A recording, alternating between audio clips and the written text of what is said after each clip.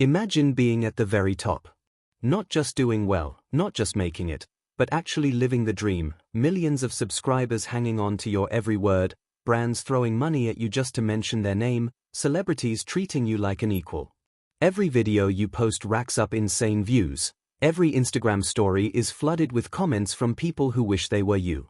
You wake up in penthouses with floor-to-ceiling windows, drive cars that cost more than most people's houses, and get invited to private events where the guest list alone could make a Forbes cover. That was Ethan Graves. A luxury lifestyle YouTuber who wasn't just talking about wealth, he was breathing it. His entire brand was built around exclusivity, a peek behind the velvet rope into a world most people would never touch. He had nearly 3 million subscribers, millions more on TikTok and Instagram, and a portfolio of sponsorships that could make a Fortune 500 CEO jealous. If you wanted to know what it was like to live in a $50 million penthouse with a private bowling alley and an underground wine cellar bigger than your entire apartment, Ethan had you covered. He was the definition of winning. And then, in the dumbest way possible, he threw it all away. Instead of sitting back and enjoying his insane success, raking in cash, traveling the world, and living like a king, Ethan Graves decided to go full GTA mode on the police. And now? He's facing charges so serious they could put him behind bars for decades.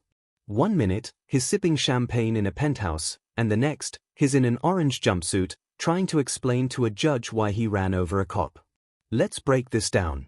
Ethan wasn't just any YouTuber, he was one of those dream life guys.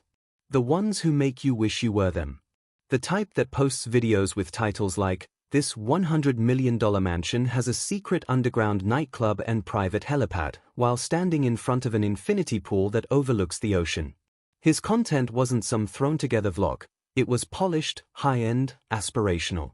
Every shot was cinematic, every thumbnail screamed luxury, and every video pulled you into a world where money was no object. And it wasn't just YouTube. Ethan was everywhere. TikTok? 1.3 million followers. Instagram? Just shy of 1 million. He even collaborated with Chris Hemsworth on a fitness video, because apparently, when you have that much clout, working out with Thor is just another Tuesday. His connections were solid, his brand was airtight, and he was doing numbers. And yet, somehow, he still managed to throw it all away in the most reckless way possible. But here's where things go completely sideways. Earlier this year, Ethan dropped a deep, emotional YouTube video where he opened up about something personal, his sobriety. He sat in front of the camera, looking serious, reflecting on his past struggles, and proudly announced that he had been sober for over 4 years. Exactly 1,444 days alcohol-free. And honestly, that's impressive. He had built this luxurious, picture-perfect life without relying on booze, and his fans respected him for it. It was one of those rare real moments from an influencer, the kind that actually inspires people. But then, just a few months later, something changed. One night, Ethan is driving around, minding his own business, or so he thought, when police pull him over. And just like that, boom, he's in handcuffs, arrested for driving under the influence. Now, depending on which news outlet you believe, he was either drunk or completely fried off Zaza. Translation, he was high. Either way, the message was clear: Mr. 1,444 days sober was not sober that night. Now, you'd think after getting hit with his first major public scandal, Ethan would lay low, maybe do some PR damage control, and try to fix his image. But nope. Not even close. Instead, this was just the beginning of his downward spiral. Nope. Instead of quietly dealing with the situation like any sane person would, Ethan goes on a social media rampage. He floods Twitter with dozens of posts, ranting about his arrest like it's some kind of personal conspiracy. He claims the cops mistreated him, violated his rights, and even posts close-up photos of his wrists, bruised and red from the handcuffs. The caption? Something along the lines of, "This is what they did to me." He's not just complaining, he's ready to fight back.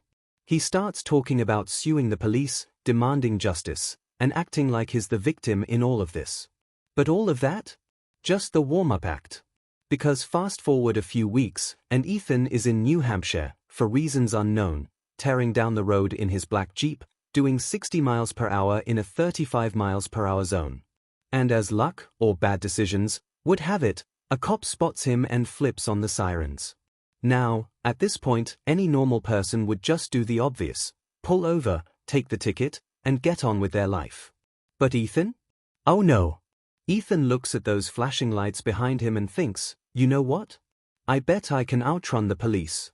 So instead of stopping, he just keeps driving. The officer follows him, sirens blaring, tailing him for several miles. Finally, Ethan pulls over, but just when it seems like he's about to face the music, he pulls the ultimate plot twist.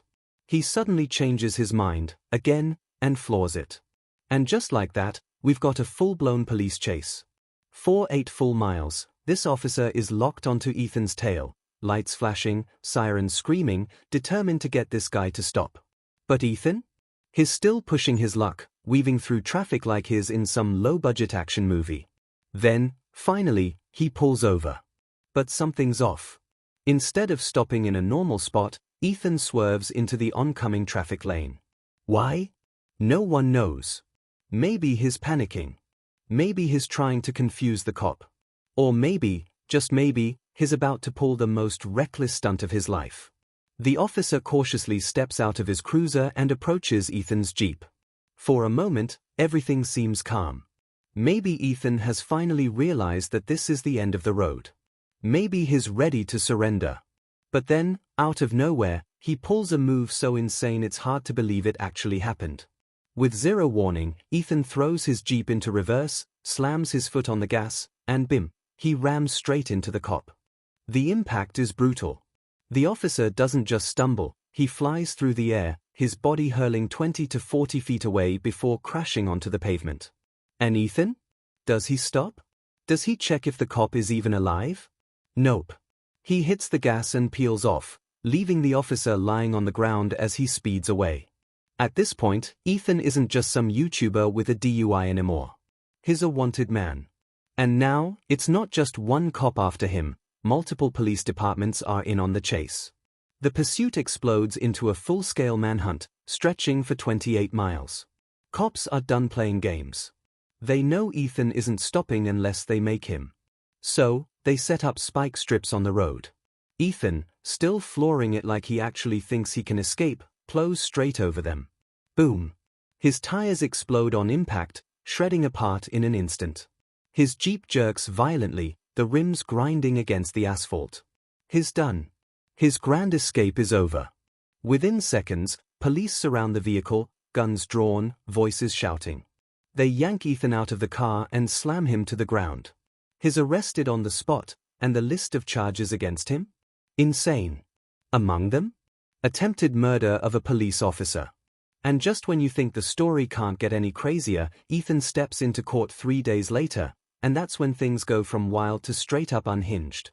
Instead of showing even an ounce of remorse, Ethan steps into the courtroom like it's a press conference, not a felony hearing. And instead of pleading his case like a rational human being, he decides to flex on the judge. With a straight face, he tells the court. He's a famous YouTuber. He's a public figure. The judge should Google him because he has millions of followers. Bro, this is not a flex in a courtroom. No one cares about your subscriber count when you're on trial for attempted murder. But then, somehow, it gets even weirder. Ethan suddenly shifts gears and starts claiming that this is all one giant mistake. That the cops got the wrong guy. That the Ethan Graves they're looking for? Totally different dude. His argument? The real criminal is some other Ethan Graves, a completely separate guy. That guy also happens to drive a Jeep, just like him. And apparently, the police just mixed them up, because, you know, that happens all the time, sarcasm. He's doubling down on the conspiracy theory, insisting that the whole case is built on lies. At one point, in a full-on dramatic outburst, he grabs some documents, holds them up, and shouts that they've been falsified.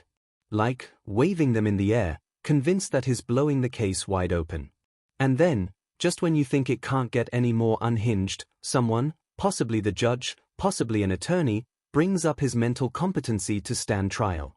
And that sends Ethan into full meltdown mode. With wild eyes and a shaky voice, Ethan slams his hands on the table and delivers what might be the craziest courtroom line of all time.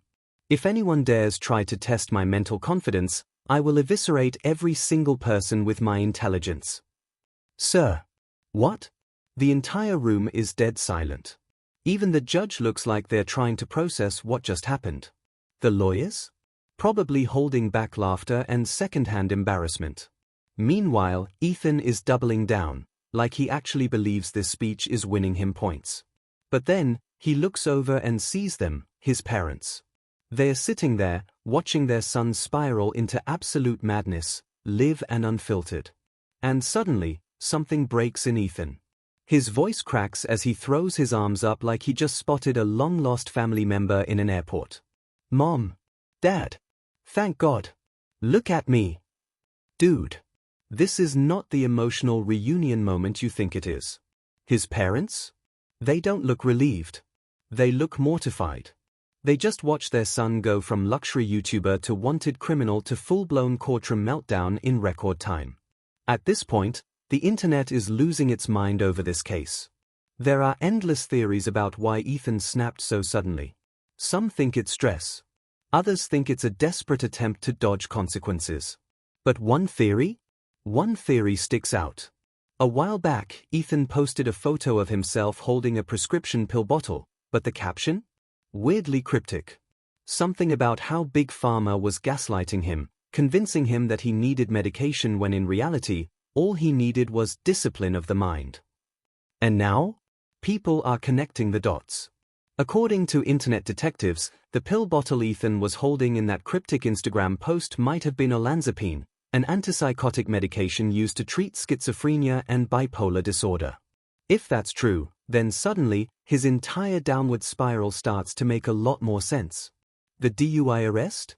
Could have been the first warning sign. The reckless police chase?